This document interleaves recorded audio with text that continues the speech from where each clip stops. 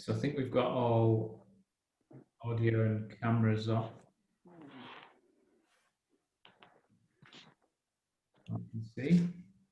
Right, James, I think we can make a start.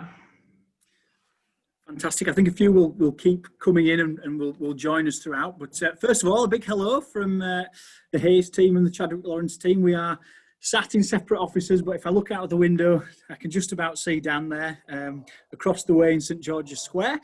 For those of you who don't know, my name is James. I am James Hardcastle, a senior manager in the Hayes business across West Yorkshire, and we have done for a good number of years now a number of partner events with Chadwick Lawrence, predominantly focusing on employment law and occasionally dropping into the recruitment world, things around salary benchmarking, well-being and workplace and work-life balance.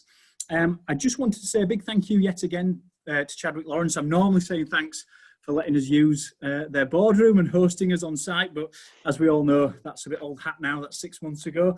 So thanks very much for setting up and sending out the Zoom invites, Dan, Sam and Leah. Before I hand over to Dan and Sam, who are going to take the lead on today's seminar, we just wanted to do a very, very quick promotion. I promise you this is not sales, just of a new product that we've launched on the Hayes side, something called Hayes Thrive, which is proving very, very popular, and it is a free service to anyone out there. So if it is of interest, please drop me a line after the event to find out more. But it's a free access anywhere app-based product that is designed around well-being in the workplace, hence the lovely banner behind me. So we've got a number of free online training modules looking at working from home, working remotely, onboarding new staff remotely. Obviously, there are a number of new facets to everyone's daily lives around the new working world. So if that is of interest, I won't take up too much time now, but please feel free to drop me an email or give me a call after the event. I will crack straight on, and I will shortly hand over to Dan. I just want to say thank you again to the Chadwick Lawrence team for putting this together. The seminar today will focus and look at helping employers handling redundancy situations and the most effective way of doing so, and understanding the best practice around that. So I think the aim of today is to sort of handle questions if appropriate, and we have time at the end of the seminar, but I'll hand over to Dan, who will kick us off, and please feel free to get in touch if you have any follow-up questions. Daniel. Excellent. Thanks very much, James and Hayes Recruitment for hosting this with us. I've got the head-scratching bit really on COVID-specific changes, such that I've actually redrafted this 3 times this week already. And as an advisor internally to Chadwick Lawrence as an employer, I know just how hard it is to get to grips not only with the technicalities of what's changing on a daily basis, but also to actually then implement that within the business and see how it works. And there's a lot of examples as we go through this before I hand over to Sam on the cheery subject of restructuring, redundancies and changing terms. So as James mentioned, there is a chat function within this Zoom webinar. If anyone has got any burning questions as we go through, if we've got time, and more importantly, if I'm competent enough, I will answer those questions. If not, we might have to take them away, and we will come back after the event with a follow-up to everybody. Just to make you aware, we are recording this event as well, or I've hit record, so hopefully it is. We will host the recording online, so if you want to watch the highlights again or send this on to anybody, then please feel free to do so. So I'm going to start with the furlough scheme. Obviously not going to dwell on this for too long because we've only got 10 days left of the scheme, unfortunately. And despite a number of pressures to government and to the Chancellor, the furlough scheme will end in its current form on the 31st of October. As at the 20th of September, 9.6 million workers had been furloughed at some point. 1.2 million employers have used the scheme, and payments made by the government total £39.3 billion. Now already, over 80,000 employers have returned more than 250 million in furlough payments that they either didn't need to claim or have claimed in error. The deadline, unfortunately, for notifying HMRC of any overpayments was yesterday. So if you now notify of any overpayment, there is the potential for a fine to apply. I do hope that HMRC auditors aren't as overzealous as we fear, though. Approximately 3.5 billion may have been paid out in error or fraudulently under the scheme, which is quite a worry for the taxpayer. And the suggestion from research is that up to 1.2 million furloughed workers may now lose their jobs as a result of the scheme coming to an end, which is very significant indeed. Now, what's going to replace that scheme? We know a certain amount about the job support scheme which has been created. We are still, with just 10 days left, waiting for a Treasury direction, which is the official guidance from the government on how HMRC have to interpret the scheme. So there were 3 directions published on the job retention scheme. Unfortunately, we don't yet have that direction on the job support scheme. A number of you will have read about this already, but I'll just summarise the main elements and then possibly some aspects that we're not necessarily aware of at the moment. So employers will continue to pay the wages of staff for the hours that they work as normal.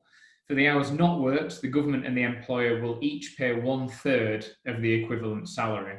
So employees can go back on shorter time and still be paid 2/3 of the hours that they can't work. The minimum they must work at the moment is 33% of their usual hours, and the level of the grant from the government will be based on the employee's usual salary. So probably a calculation very similar to how we manage the furlough scheme. That is capped at £697.92 per month. I've no idea why they've arrived at that figure. All SME businesses are eligible. Larger firms can make use of the scheme if they can demonstrate their turnover has fallen. And it's open to any employer, so not simply one which has used the furlough scheme in the past. Shortly after the announcement, the government published a fact sheet. Important points to note here are that the employee to be eligible has to have been on your payroll system and an RTI submitted by the 23rd of September. The minimum hours might be reviewed, so in 3 months' time, there may well be a requirement that more than 33% of hours are offered. Employees can cycle on and off the scheme, so they don't have to be working the same pattern each month. We may well need to mix the hours up, but each short-time working arrangement must cover a minimum period of 7 days. I've just seen a question flash up here about the job retention bonus, which is a separate incentive for keeping employees in work. That job retention bonus is absolutely still valid. There are some qualifying conditions there. Effectively, an employee has to be kept on the payroll, not under notice of redundancy, and paid a minimum of, I think, £1,560 a month for November, December and January. But the job support scheme can be used alongside the job retention bonus. So we may well want to put employees on short-time working for the next few months, as long as we keep them, as long as they've hit the minimum earnings threshold. At the end of that, we can then claim the job retention bonus, which is £1,000 for every worker who'd been previously furloughed. The grant does not cover Class 1 national insurance contributions or pension. The expectation is that employers cannot top up their employees' wages above the contribution. So we pay for the hours worked, we pay a further third of the unworked hours, the government pays a third, and the expectation is that the employee will share the pain effectively. So there is an expectation, we don't know whether that's a prohibition, a legal prohibition, but an expectation that the wages will not be topped up. I've had a couple more questions. Can directors claim if they're on the payroll? I expect that, again, this will mirror the job retention scheme in that casual workers, agency workers, directors who are paid as employees on a PAYE system will also be covered. And similarly, Penny, on the period used to calculate wages, I don't know. The furlough scheme was based on earnings pre-March 2020. I expect we'll probably be looking at pre-October 2020 with the calculation of usual wages on the job support scheme. And that's because that mirrors the requirement to have done a payroll submission at the end of September. So I expect for salaried employees, we'll take the salary from September. For those with variable earnings, it will probably be a 12-month period from September counting backwards. Employees cannot be made redundant or put on notice of redundancy during the period that the grant is claimed for. So we may well start out claiming the grant. We might then decide that we have to make redundancies. At that point, the employee has to come off the scheme. We can't make a valid claim for them going forwards. Good question again, Penny, on the usual wages. I expect that furlough pay will have to be discounted when calculating the employee's normal wages. It would seem very unfair to work on 80% of their earnings, and I guess it might have to be 12 months of their earnings when they were normally working. Similarly, if somebody's salaried, it will be the salary excluding furlough, so we might have to go back further in time. Now, the sell to the employee is that firstly, they get to keep the job, at least for the foreseeable future. Secondly, if they work just 33% of their hours, they will earn 78% of their pay. So it's a similar position to if they're fully furloughed. It's a good proportion of their wages. The obvious downside to the employer is that we are effectively paying an employee more than their normal hourly rate to perform less work for us, because not only do we pay their normal wages for the hours that they work, we also have this top up on top. There's a couple of other interesting scenarios which are not fully clarified in the guidance as yet, and we're having to interpret what we have without a Treasury direction. And firstly, relating to leave, so sick leave, paternity, maternity leave. If an employee is unable to work 33% of their hours, then the scheme should not be used for that week, and an employer cannot claim for that week. So if an employee is off sick for the whole week, they're not carrying out any work, they wouldn't be eligible under the scheme. If they work part of the week and then become sick, again, have they worked 33% of their hours? If not, we can't make a claim for that relevant week. And everybody asks, what about holidays? It took us months to have any clarity on holidays under the job retention scheme. And in this case, again, if somebody's on holiday for the whole week, they're not carrying out any work under the contract. If they're not carrying out any work under the contract, they're not doing 33% of their hours, and my view is you can't claim under the scheme. Now, if they're on holiday for 2 days of that week and work 3 days, yes, they've done the 33% of their hours. What do we pay them for the 2 days they're on holiday? Well, I think we can claim under the job support scheme. The question is whether we then have to top that pay up, because holiday pay under the working time regulations has to be paid at full contractual rate. Now, I can't be certain on that, and the reason for that is the scheme itself says that we shouldn't be topping up an employee's pay to 100%. So that's a bit of a mess. That's one still to be clarified, but my expectation is we can have employees taking holiday whilst on the scheme. It would be horrendous if they couldn't, because the scheme's running until at least April, and employees on the job support scheme would accrue just a ridiculous amount of holiday if they couldn't take that leave. But again, the Treasury direction is awaited. No doubt it will come out at 6 o'clock on Friday night. That will spoil my weekend, and then we'll provide further guidance. On the 9th of October, in relation to slightly increasing coronavirus case numbers in certain hotspots across the UK, an extension of the job support scheme was announced. So businesses that are legally required to close their premises as a direct result of local or national COVID restrictions can access an extension to the job support scheme. So if, for example, West Yorkshire, and I know South Yorkshire today has gone into the very high local COVID alert level, the baseline provision is that pubs and bars will be closed unless they're serving substantial meals. The possible list of additional closures, according to the government website, if we go into a very high tier, is indoor and outdoor entertainment and tourist attractions, leisure centres and gyms, although I think I've seen an exemption on gyms set out this morning, public buildings such as libraries, community centres, personal care and close contact services such as nail bars, not really sure about hairdressers, and performing arts venues. they may well all close in the event of a region going into a very high category.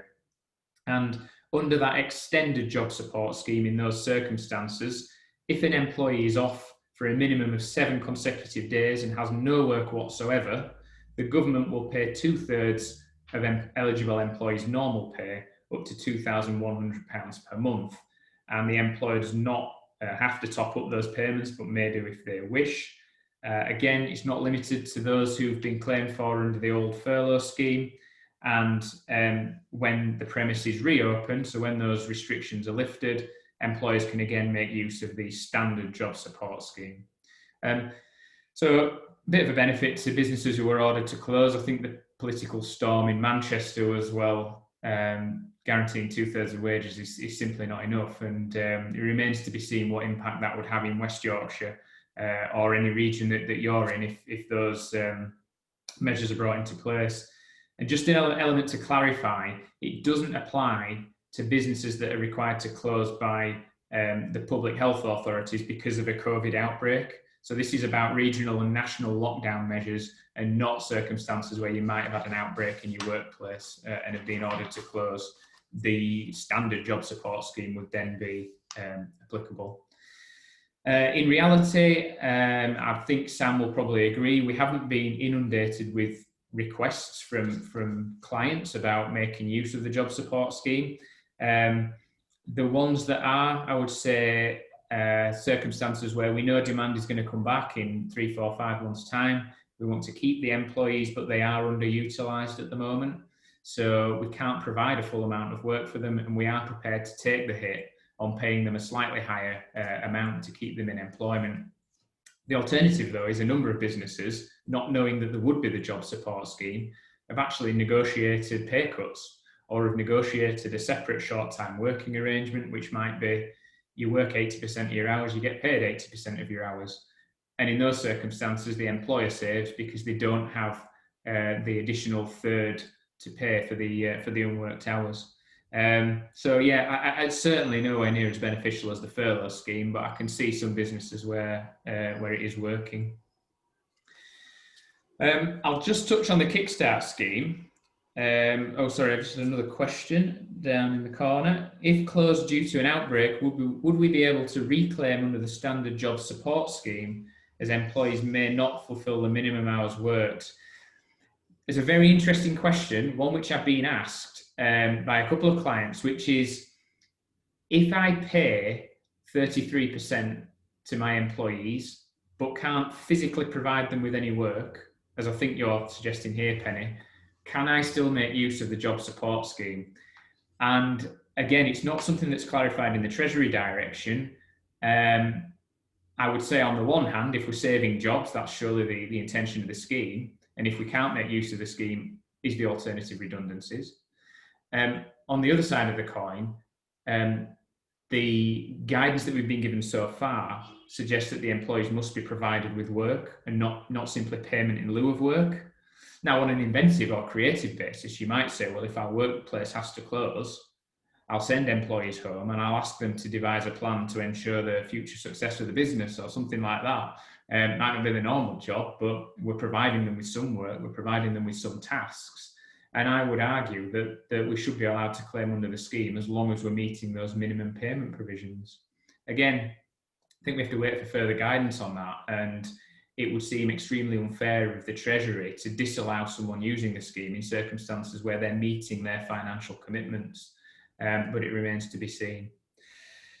Kickstart scheme, I'll gloss over this because I've had one client who is interested in using it, and the question is more about the fact that businesses don't have 30 placements. So the Kickstart scheme is about creating a series of 6-month work placements aimed at those aged 16 to 24 and at risk of long-term unemployment.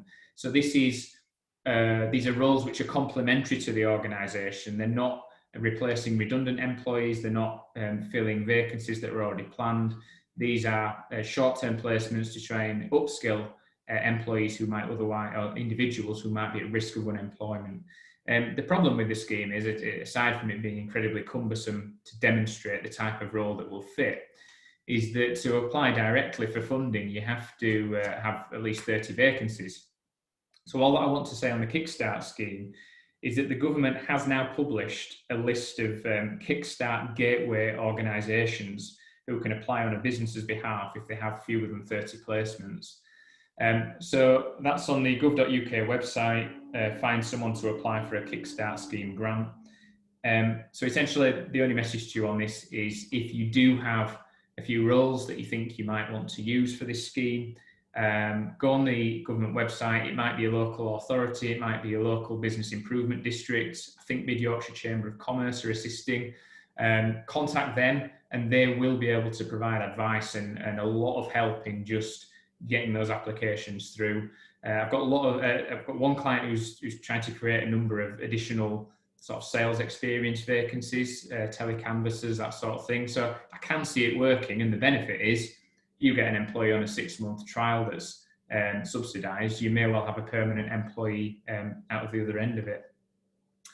So I'll move on from the Kickstart scheme. I've got quite a few bits to whiz through. Carol's just asked a question, can we direct an employee to undertake training, I assume to fulfil the 33% work requirement?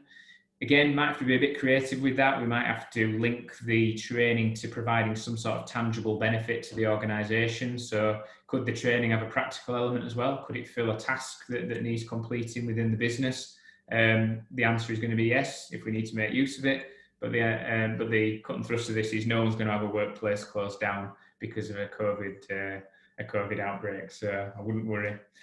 I'm going to touch on employment tribunal claims before jumping back into COVID measures, just to make everyone aware that the backlog of employment tribunal claims has now reached 45,000. Wasn't doing so well, to be honest, before March, the tribunal system, but it's become quite horrendous at the moment. And I know a couple of my colleagues in our employment litigation team are seeing cases listed for 2022. Which is just ridiculous. I mean, how you could have quality of witness evidence for something that happened 2-3 years prior is very worrying indeed.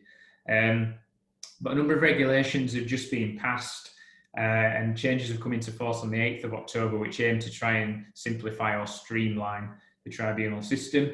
So non-employment judges can now sit as judges. So people who know very little about employment law can now determine your case. Legal officers can carry out some functions of judges, even better. Greater facilitation of remote hearings, which I have to say is a very good idea, and I think we've already participated in some that have worked very well. And early conciliation, which is the mandatory step that the parties have to take before a tribunal claim is issued, is increasing to 6 weeks instead of 1 calendar month. So the aim is to give tribunals greater flexibility to allow them to deal with increased caseloads. And to finally modernise the tribunal system. I think it's one of the last to come out of the dark ages, and as I say, Sam loves a bit of technology as well. I think it's a very good thing. I'm going to pick up on working from home now. I think we're going to actually do a separate event on home working for those who, particularly in office environments, might be keen on introducing some more permanent changes within your workplace. The start of my notes said a government campaign has urged people currently home working to return to the office. Obviously that then changed, and after a number of employers have actually introduced incentives to get people back to work. But the official guidance now states that to help contain the virus, employees who can effectively work from home should do so. Now, a number of our clients have said, is that mandatory? Because I'm actually finding a lot of my employees aren't productive working from home. I've now got backed up training needs. I've got new starters who need interaction. I've got mental health and wellbeing issues. Are the government forcing me to require my employees to stay at home? And the answer is no, absolutely not. And I think our interpretation of whether somebody is effective working at home is the important thing. So a lot of offices are now increasing footfall.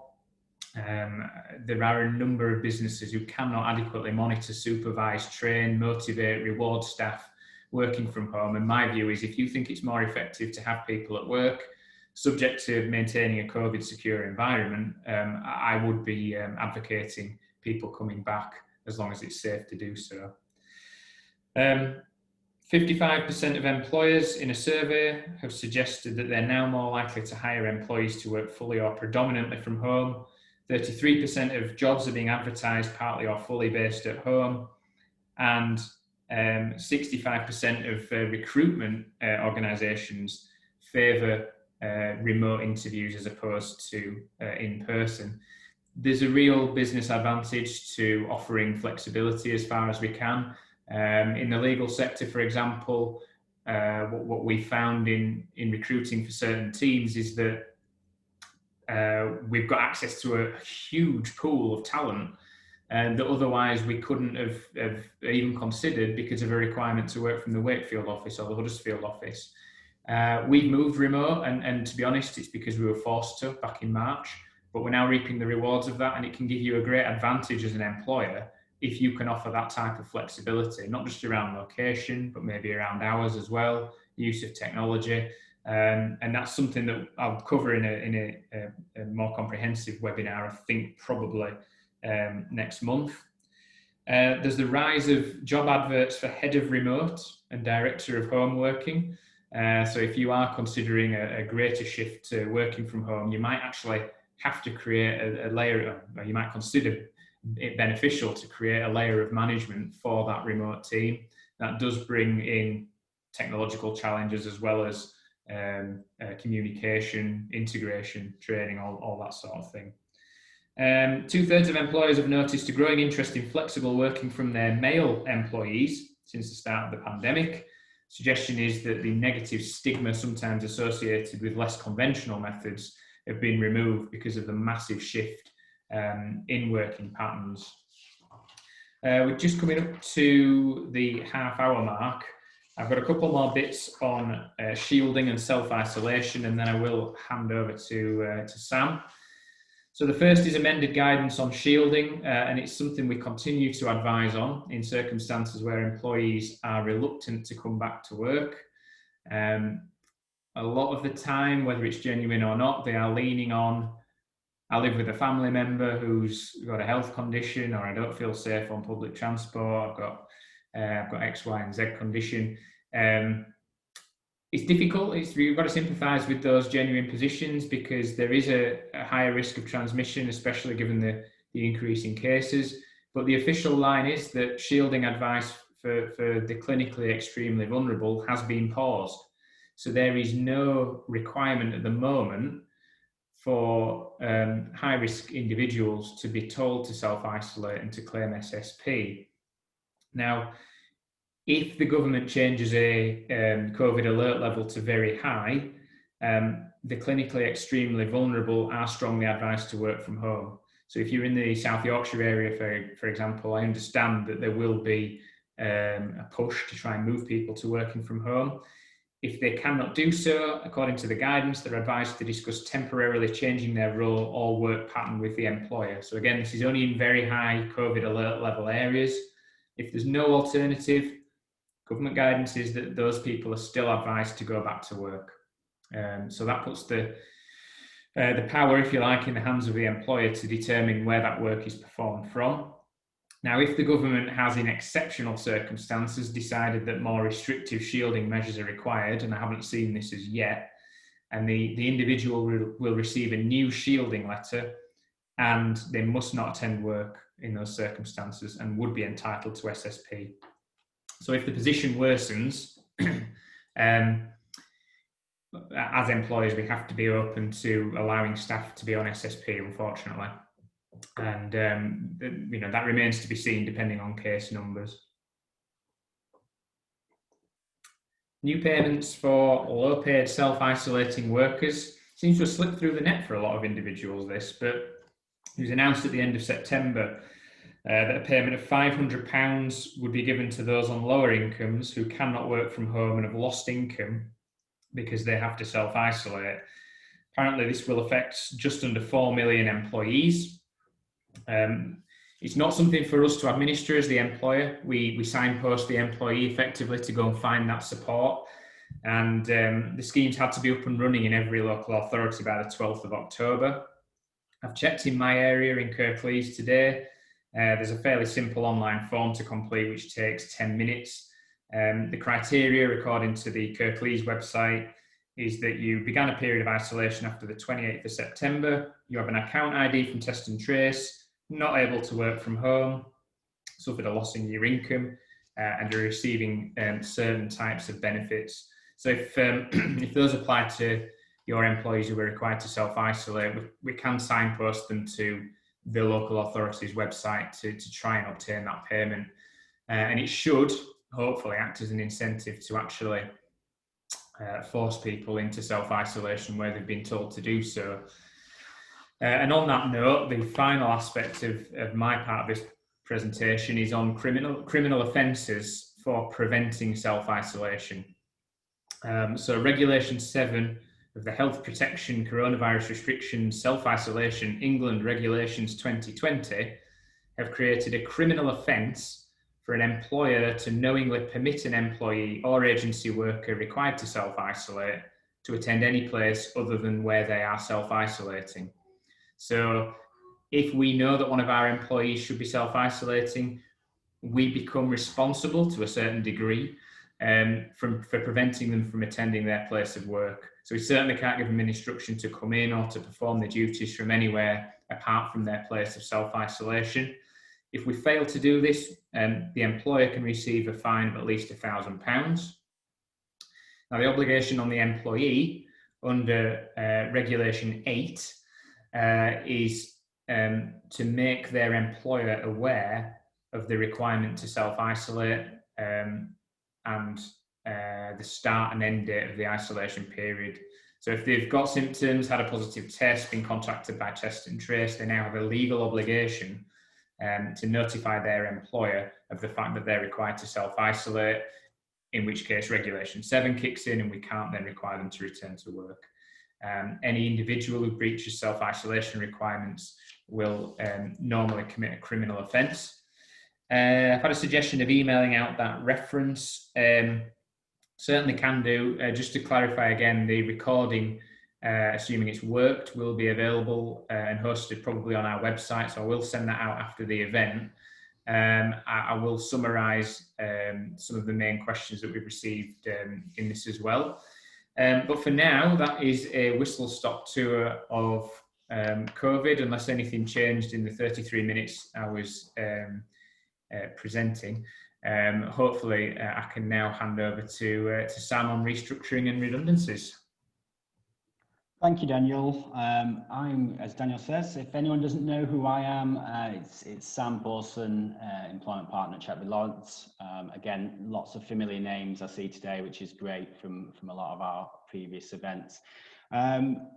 I'm going to touch, as Daniel says, on redundancies and restructuring, but really in a way that, one, I can do in 20 minutes, and two, in real reference to what Daniel's spoken about. First thing I'm going to attempt to do is to share my screen, because I have some slides. So fingers crossed this will work. If it doesn't, it's not critical.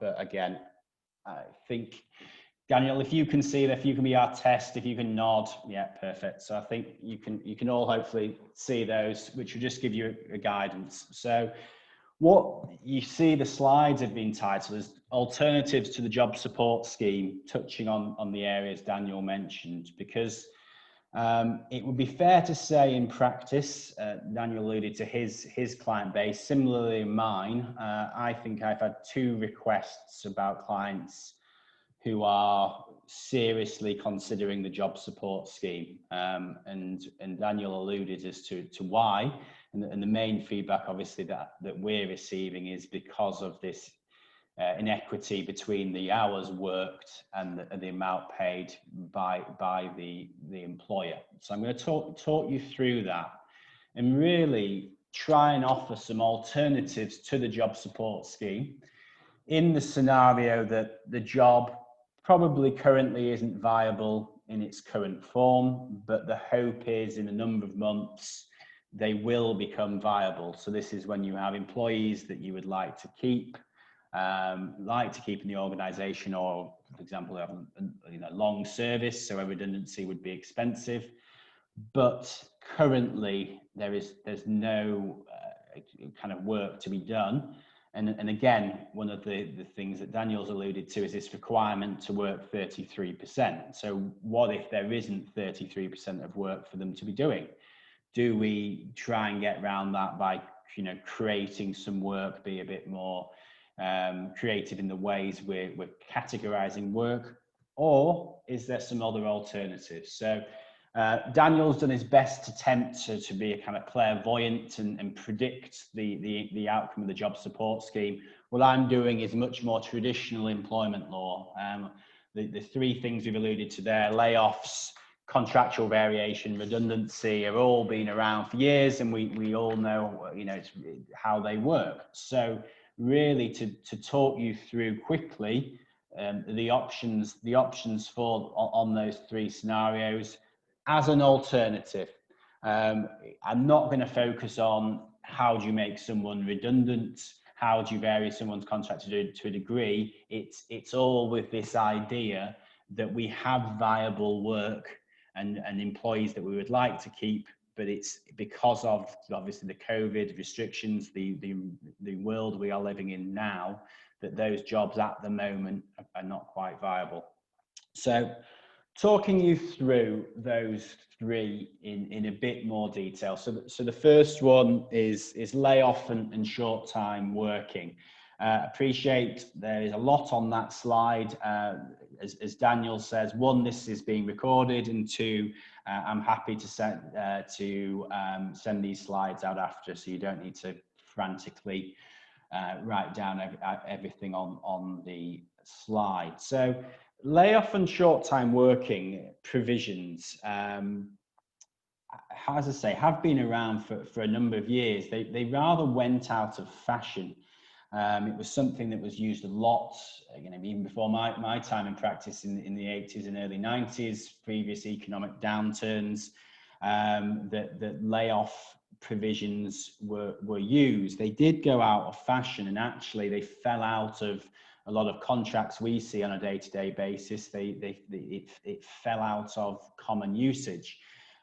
We had a bit of a kind of mad panic in March before the furlough scheme was announced to see, well, are these contracts in our clients' regular contracts? Could we rely on them? Because as I'll touch on in a second, primarily this is a contractual issue. Layoff and short time working you require a contractual provision to lawfully use these two types of laying off of or short time working people's employment. So there was a bit of a mad panic we've seen, but then obviously the furlough scheme took the pressure off in April. That has now come back round now, and in the last few months, obviously with the furlough scheme being wound down, and as Daniel alluded to, at the moment, no suggestion apart from in tier 3 restrictions that it will come back.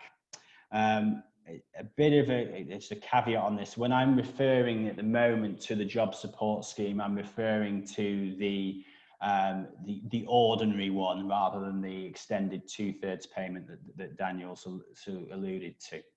So quickly talking you through layoff and short time working for those who don't know. So first kind of issue, what is the difference? What is layoff? What is short time working? As simply as I can, obviously laying someone off means that the employee, there is no work for them to do, and in turn no pay for a period which is designed to be a relatively short period, whilst the employee is still retained by the employer.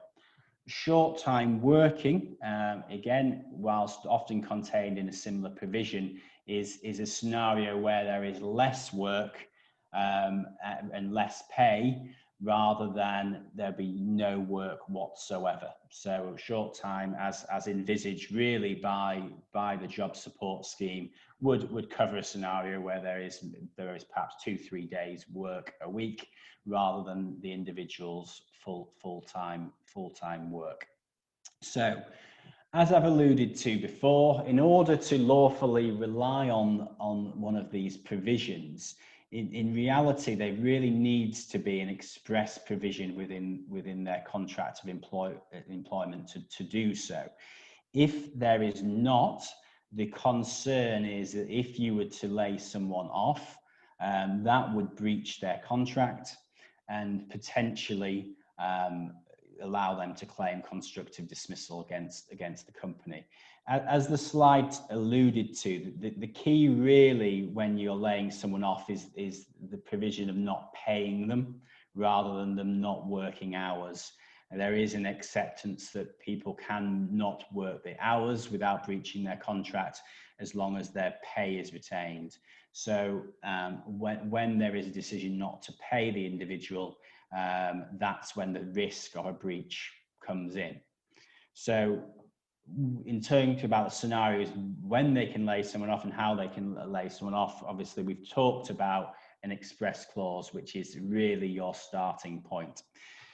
That doesn't mean that is the only way, but in reality is the only way that you can do so without risk. As the slide refers to, there are some industries where it is called course and practice that the individuals can be laid off and an implied right to do so.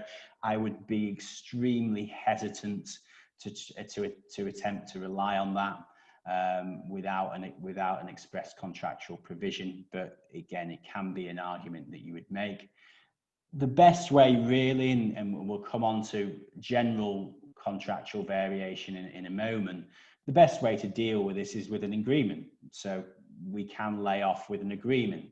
Two ways that could be done: either an agreement to insert a layoff or short time working provision into someone's contract, so a contractual variation to allow that, or more commonly an agreed variation to reduce someone's hours, either kind of temporarily to no hours or some part-time restriction. Again, something that Daniel and I wouldn't be able to recommend in practice, but obviously the fourth option is always risk it. As I'll come into in a minute, the key with layoff is it's when it's challenged. So what is the reality of in the current environment if someone is laid off without an express contract, that one, they're aware of that provision, that it needs to be an express clause within the contract, or two, what is the likelihood of them wanting to bring an unfair constructive dismissal claim in the current environment. So again, always an option is to risk it and see what is challenged. So in terms of laying off, assuming we have that right, or the contractual right to do so on an agreement that allows that, what is the employee entitled to? The presumption, as we say, is that there is no pay for no work. The exception is something that's called statutory guaranteed pay, which is paid in any 3-month rolling period of layoff. So again, as the slide suggests, that is paid up to 5 workless days. So again, workless is days that obviously they are laid off and not doing short time working. So again, if someone was absolutely short time working every day, so a reduction in hours per day, arguably they wouldn't be entitled to any form of statutory guaranteed pay. But then on any workless day, again, not a massively generous amount, but it's £30 per day, up to a maximum of 5 days, so £150 in total. When advising on layoff, the next element of the slides is really the key thing that we have to advise, is that employees who are laid off or placed on short time working do have a right to claim redundancy, and there's some time limits on that. So where the employee's been laid off for a consecutive period of 4 weeks, or a total of 6 weeks with not more than 3 consecutive weeks in any 13-week period, the employee therefore has the right to claim that their role is in effect redundant, and that they would claim a redundancy payment. Again, that is not that doesn't happen automatically. There's no automatic trigger there. That is, the employee will actually practically need to make a claim there. So again, in reality, in the current environment, will employees either, one, be aware of that, or two, practically take that step? Unclear. And equally, the last point is, if they do, there is a possibility that the company can serve counter notice.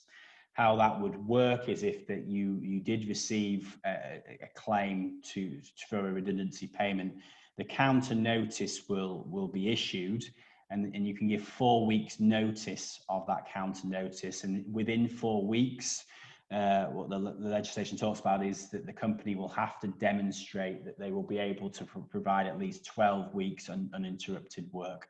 So again, I'm going to talk in a moment about tactics and how we can potentially use these provisions in a scenario as an alternative to the job support scheme.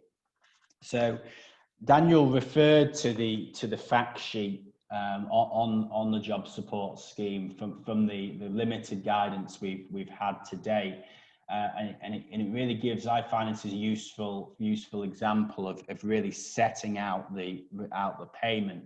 And I'm going to use this example of Beth just to show how potentially you could use layoff or short time working as an alternative to your advantage. I'll quickly point out as background, I'm not suggesting here, I'm not trying to be glib or to kind of poke fun at the government's proposals. This is an extremely difficult time for everyone, and for employees. And I know most of my clients, it's that, this is not something that is being done to get out of wages or to remove people that they're not fond of. This is, any redundancies, any pay cuts are done with regret. But I wanted to put forward some alternatives that will actually save you as an employer cash on the bottom line. So quickly, as I know we're relatively short on time, to walk you through some examples. So the criticism, as I referred to, that I'm hearing, and I think why the take-up is so low, that if you look at the hours example that there is in this example for Beth, that despite working 33% of the time, the employer cost here is the key. So 55, 60, 67, up to 80% that the employer is paying for someone not working their full hours. So the alternative to that, as I say, is layoff or short time working. If you can and do have a short time working position, you could put someone on exactly the same percentage of their hours, but on 33%, your cost would be 33%. There would not be this additional employer cost to meet. Equally, I wanted to just illustrate an example on how you could potentially use layoff provisions in a similar way. If we are looking at in the context that Daniel gave, that where we're seeing a lot of the job support scheme being, there's being a desire for, is industries such as hospitality, where there probably isn't any work at the moment, and there won't be in the foreseeable future. However, there is a desire to retain staff. So the job support scheme, one of the kind of benefits in a way is that this is going from as I say, the 1st of November to the 30th of April for a period of 25 weeks. So the example that is on the fact sheet by the government is with this lady called Beth, who generally works 5 days a week and is paid £350 per week.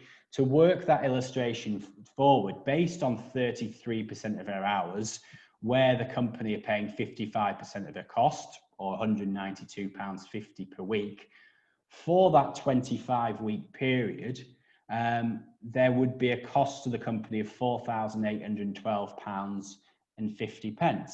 So using that example, I wanted to show, well, actually, if you've got a layoff provision, could you do that where you don't provide any work at all, and still get you to that period without having to use the scheme and without a risk of employees being able to claim redundancy? And I've given you that example on the right hand side, which would suggest that if you adopted a pattern of 2 weeks working, 2 weeks layoff, 2 weeks working, 2 weeks layoff, you wouldn't meet these restrictions on being able to make redundant. Obviously, when they're being paid, they don't have to they don't have to work, so they can sit at home but being paid. And as I said, I've just tried to quickly work the maths out, and if you look, you can actually get to the same period by paying someone really for 12 weeks out of a 25-week period, again based on the full salary, which you'd have to pay 12 times 350, £4,250. There would be a statutory guaranteed pay of £300 on top, £4,500. So there would be a saving against what the job support scheme is. And that's just sort of kind of illustration I thought would be helpful to really probably show why the job support scheme isn't being used, because there's just no financial imperative for the company to do so. A linked example to that is the question: could you just lay someone off and then see if they issue you notice to be made redundant, and at that point serve counter notice? So again, through that example, I've come up with a way of essentially laying off for 3 weeks, working for 1 week, laying off for 3 weeks. You're only paying a week's wage, £350, plus your statutory guarantee pay, £550. Therefore, at week 7 is the earliest point that in this example, Beth can claim redundancy. We can then serve 4-week notice, which will again not be paid, and get really to the 17th of January with only paying £550 to the employer. Measure that against the cost of the job support scheme. So really for organisations where you do have a layoff provision, but don't really envisage any work, there are ways that we can use these layoff provisions and short-time working to really reduce the cost to the employer. So that was just an example really of how we could talk through layoff. Again, I appreciate we're relatively short on time, so I'll fly through the real other 2 options, and variation of contract really being the key one we're seeing in practice. As Daniel alluded to in his presentation, I know a number of people in the room today, and a number of my clients, we've been having these conversations since July, August, about what happens when furlough ends. And what I would probably say is the most common option, where there is still not a return to full-time work, is some sort of agreed variation. So just to quickly run you through the basic law on variation of contract and what we're advising on day to day. So a variation of contract, as the name suggests, is a variation, a change to someone's current employment contract and terms of employment to agree a new set of terms going forward that can either be temporary or permanent, and how we really achieve that variation. So the first question I often get is, can we rely on a contractual provision that says in our contract that we can vary the terms of that contract? So you'll often see right at the back of most employment contracts will be a provision that says we can vary the terms of the contract. The official advice there is use that with the utmost caution, and in reality it's called a general variation clause, and it's not something that we would advocate or recommend that can be used to change major terms of contracts. Again, critically, what we're talking about here, hours and pay, it really is for minor administrative functions within the contract. So again, can we rely on existing contract to vary the terms? Probably not. The absolute best option, option A, B, C here, is consent. And we can essentially agree anything with consent, and we would vary the contract by the agreement of the employee, setting up the terms we want to do, as I say, either temporarily or permanently. If that is not possible and a variation can't be agreed, again, I'll touch on redundancy in a moment, but the other alternative that you have is, without going into a lengthy unfair dismissal seminar, is something legally we call SOSR. So it would be a dismissal of us on some other substantial reason, where we would be looking essentially to terminate someone's employment and offering them immediate re-engagement on new terms. So in order to ensure a fair SOSR dismissal, again, very detailed subject I'm going to try and do in 30 seconds, but essentially the final bullet point, which should be number 4 on those slides, is that in order to do an SOSR dismissal fairly, we really need to have a consultation process with the employer to look at business reason for the variation, to show that other alternatives have been explored, to show that there's been a proper consultation with the employee, to show essentially why their current terms of employment are untenable and why they need to be re-engaged on new terms. So complicated process, but one that we can officially use to vary the contract. Final slide for me on redundancy. Again, I don't propose to spend too long on this at all, but both because of time limits today, and again, I think a lot of people in the room that I'm aware will be very familiar with this, but just a quick 30-second overview on redundancy. Obviously, the cost based on the individual's gross salary, age, and length of service. As a reminder, redundancy payment is tax-free. If we are making employees redundant, there will obviously be notice pay and any accrued holiday to pay as well. Daniel alluded to a practical point. If you are using the job support scheme, notice can't run during that scheme. The scheme will have to end, and then notice will have to be worked or paid in lieu. So again, we had a number of interesting months with furlough, determining if notice could be worked while on furlough, which obviously it could. No such uncertainty with the job support scheme. So that's your basic cost and calculation on redundancy.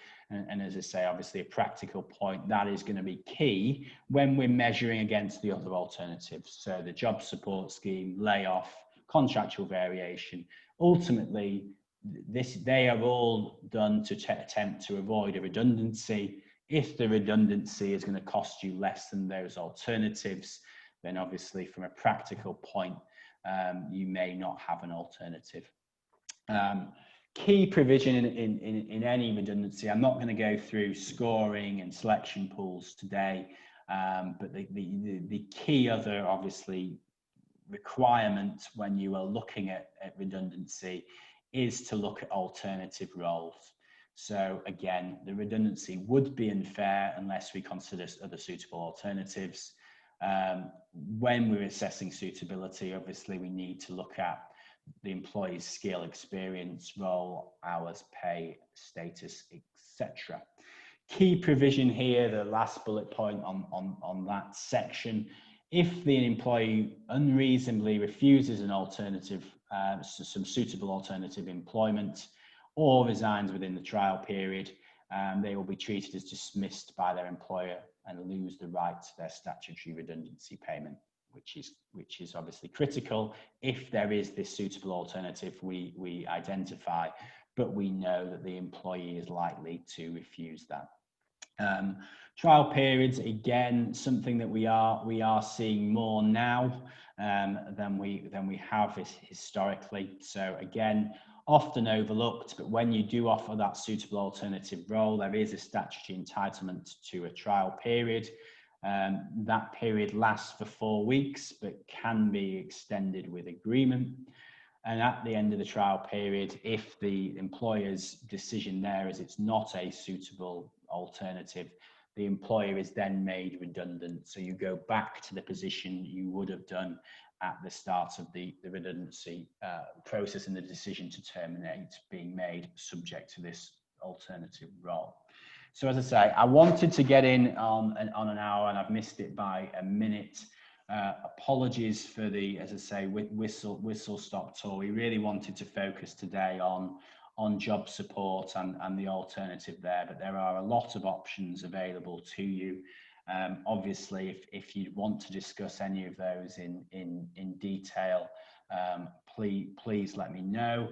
Daniel, what's thoughts? Have we got any more questions that we want to ask, or should we cover them after if we're 1 minute? Yeah, I think for those people who want to stick around for just probably 5 minutes, I'll just whiz through 3 questions that I've seen on the chat. If you want to go, please feel free. It'll be a blow to the self-esteem, but it's fine. Nicola's asked, can employees claim for the test and trace payment if they get paid SSP? Yes, subject to the eligibility requirements. These are 2 entirely separate regimes. So there's qualifying criteria for SSP, which is based on earnings and earning capacity.